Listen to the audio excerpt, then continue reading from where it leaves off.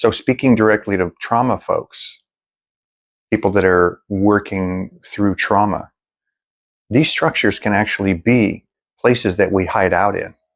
And it's an awful, awful, awful thing that we unwittingly do to ourselves, is to hide in these structures, especially in some of the more rigid or the more severe or the more absolute ways of doing things, some of the absolute crazy non-duality type stuff, which I'm neither a fan of or not a fan of. It just seems to be the most poignant example on my radar at the moment. And we get into these structures and we say, well, non-duality says this.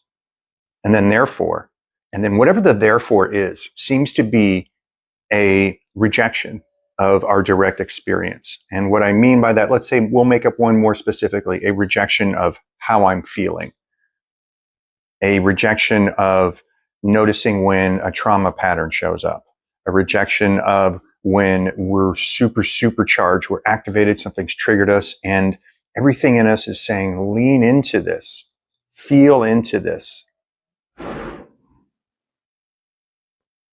And then in comes the mind in an attempt to protect itself and says, nope, that's not non-duality. That's not awakening. And then any of the subsequent messages, and there's probably a million different versions of them, that will show up and say, if I lean into this, I am not awakened. Or if I lean into this, that will pull me away from my videos. That will pull me away from my focus. That will pull me away from my practice. That's ego.